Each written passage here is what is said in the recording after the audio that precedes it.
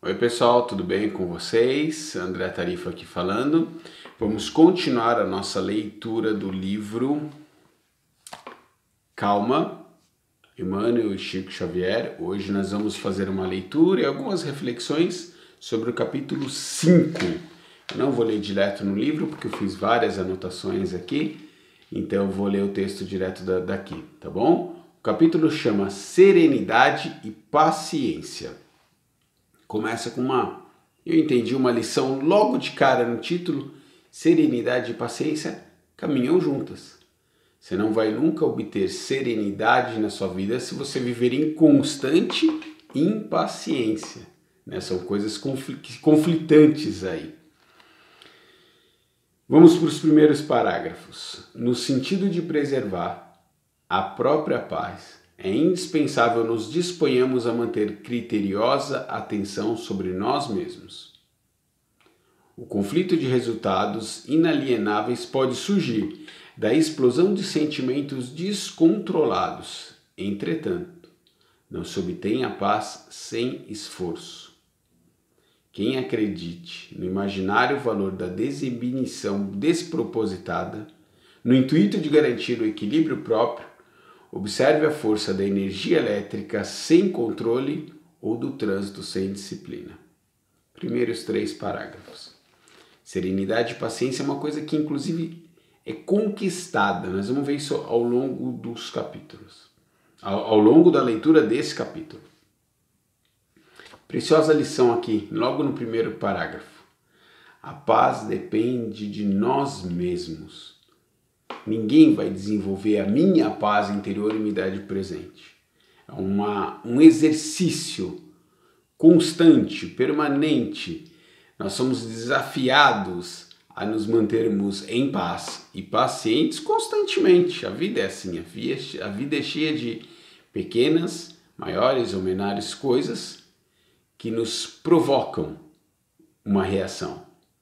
E é um exercício nosso manter a nossa paz interior diante disso. Depende só de mim. Diante dos problemas, dos desafios, das pessoas, das provocações, das ofensas. Pouco importa o que as pessoas ou o que a situação causou a mim. Importa como eu reajo diante delas. E isso demanda esforço. Lógico que demanda esforço. Nós somos espíritos milenares que agíamos até pouco tempo atrás com base no instinto. A gente praticamente só reagia, não agia, né?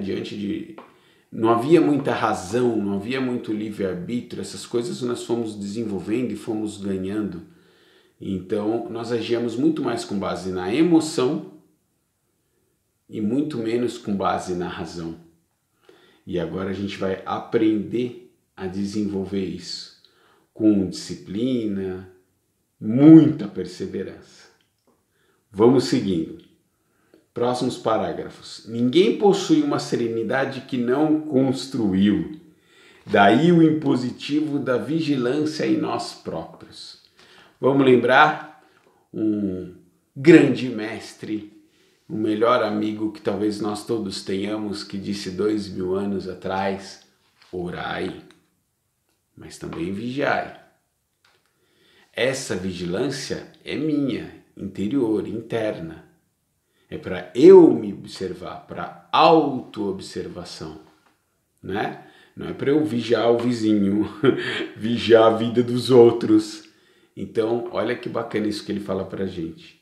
Daí o impositivo da vigilância em nós próprios. Eu só vou conseguir construir isso se eu identificar, se eu me autoconhecer cada vez mais, identificar melhor essas emoções e como essas emoções me afetam, e daí construir a minha própria serenidade. Eu achei linda essa frase. Continuando. Não se trata de prevenção contra ninguém, e sim de autogoverno. De novo. Para semelhante realização, ser-nos-á justo enfileirar certas obrigações primordiais que nos mostram por alicerces da consciência tranquila. Compreendamos que somos colocados uns à frente de outros, a fim de nos aperfeiçoarmos. Pelos erros alheios que claramente nos preocupem, examinemos os nossos com a sincera resolução de corrigi-los. Eu achei sensacional essas duas frases.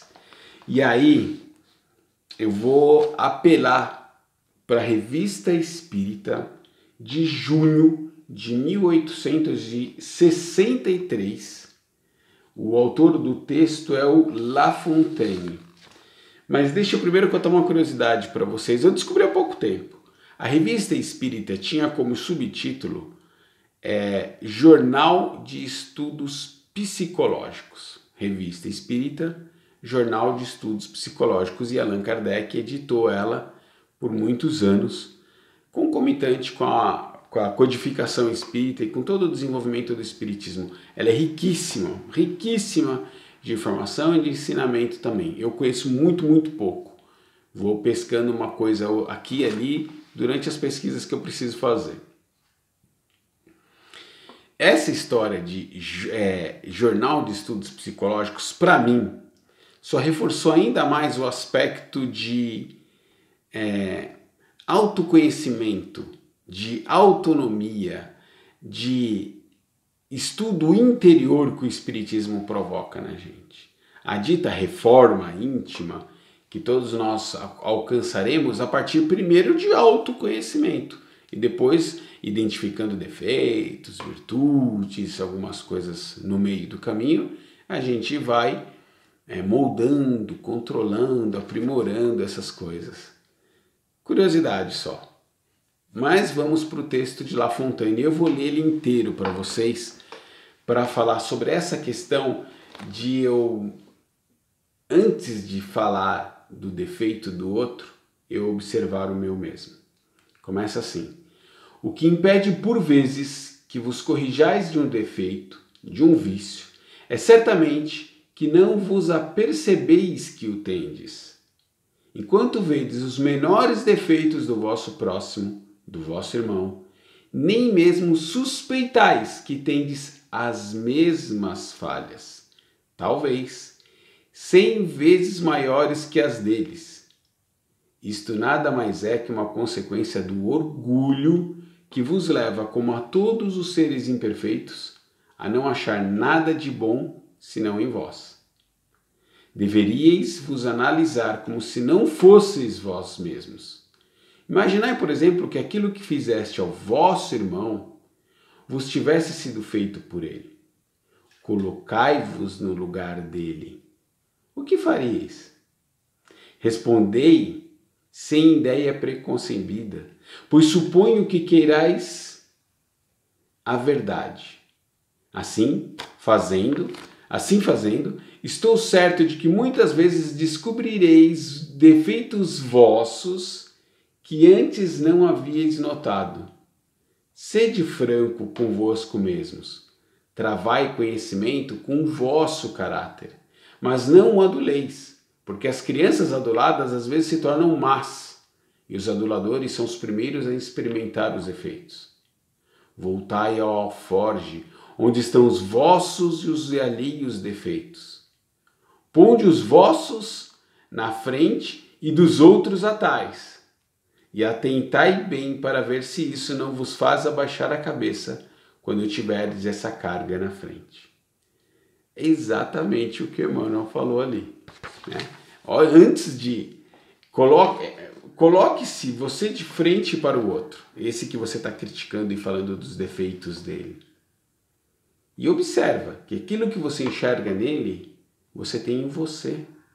E às vezes muito mais do que o que ele tem. E você não enxerga por causa do orgulho. Olha que carta, que lição sensacional. E que Emmanuel colocou num parágrafozinho desse tamanho, de 2 linhas.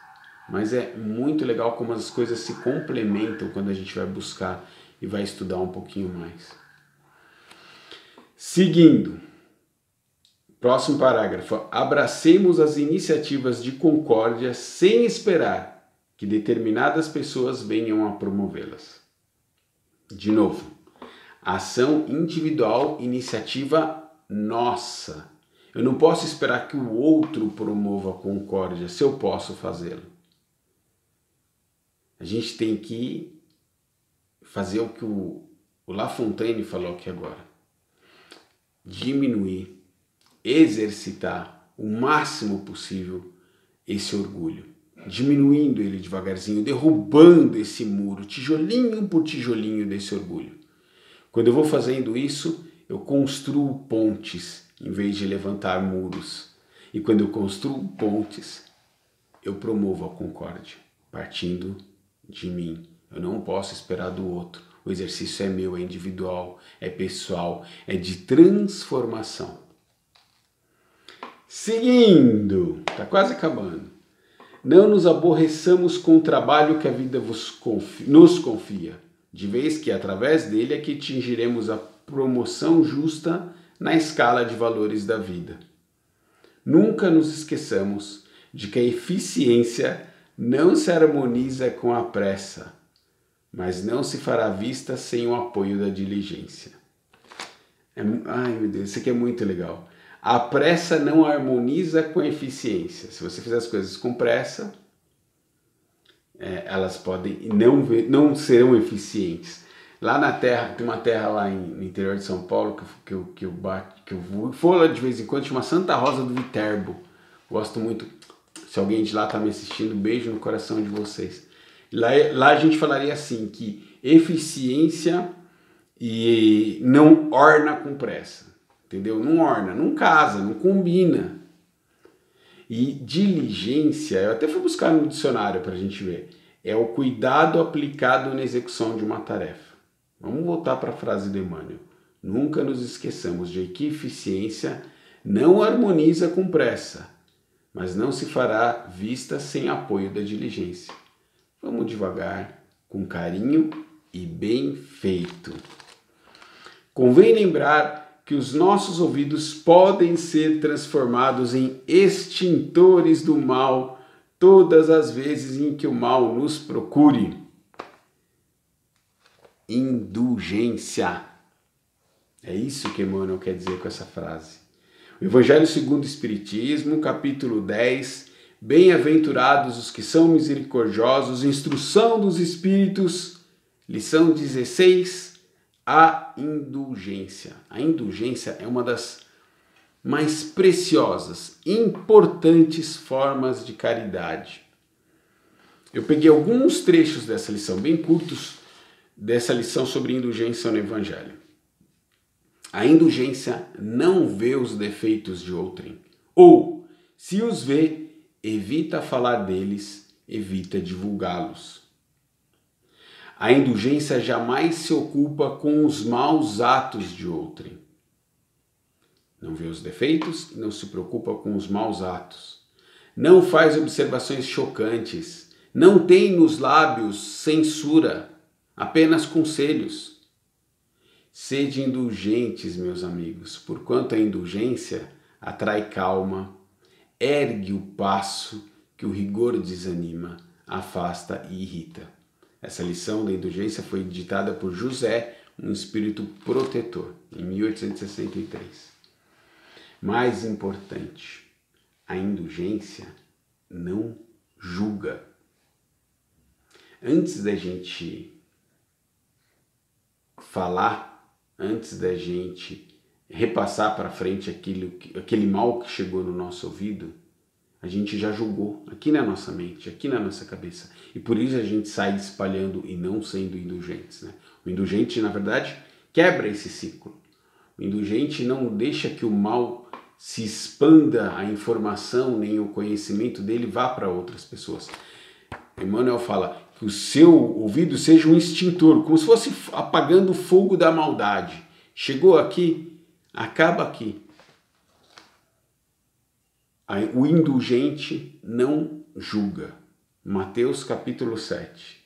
Não julgueis, para que não sejais julgados. Porque com o juízo com que julgardes, sereis julgados. E com a medida com que tiverdes medido, vos hão de medir a vós.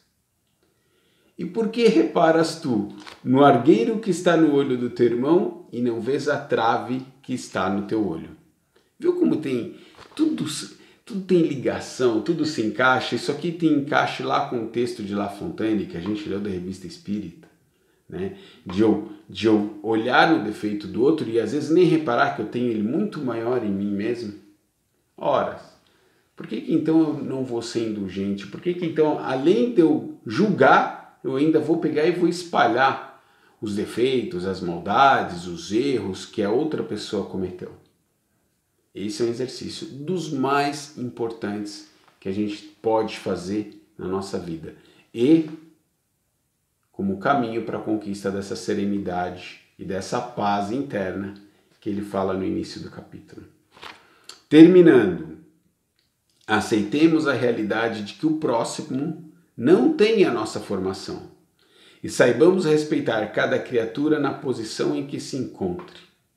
Em suma, a serenidade não é uma aquisição espiritual que se faça em toque de mágica, e sim, através de trabalho, muitas vezes duro e áspero, de paciência em ação. Exercitar a paciência, acionar, botar em movimento, e é uma conquista. Como está lá do comecinho do capítulo até o final, é exercício. E a gente conquista alguma coisa pela qual a gente luta. Não tem conquista passiva. A conquista exige ação, exige esforço. Qualquer atleta que conquista uma medalha trabalhou muito por ela. Qualquer time de futebol que conquista um campeonato trabalhou, treinou e jogou muito por ele. Conquista exige esforço. Mas esse esforço aqui é de um ganho gigantesco. Você conseguir desenvolver a serenidade, a paciência, é das coisas assim mais valiosas que a gente pode levar para a nossa vida nesse processo de reforma íntima, de evolução. Eu espero que vocês tenham gostado. Eu adorei pesquisar esse capítulo. O vídeo acabou ficando um pouco grande, mas assisti de pouquinho, ver 3 minutos hoje, 3 amanhã, 4 correndo, 5 tomando um café e dá para ver ele inteirinho. Porque vale muito a pena. Eu adorei fazer. Se eu fiz em 17 minutos de vídeo, na verdade eu levei muito mais horas pesquisando, tá bom? Mas eu amei fazer, tô adorando fazer, espero que alguém goste do mesmo jeito que eu tô gostando, tá bom? Beijo no coração de vocês e até o capítulo 6, que é um desenvolvimento natural desse aqui. Eu já dei uma olhada lá e é bem bacana também. Fiquem com Deus.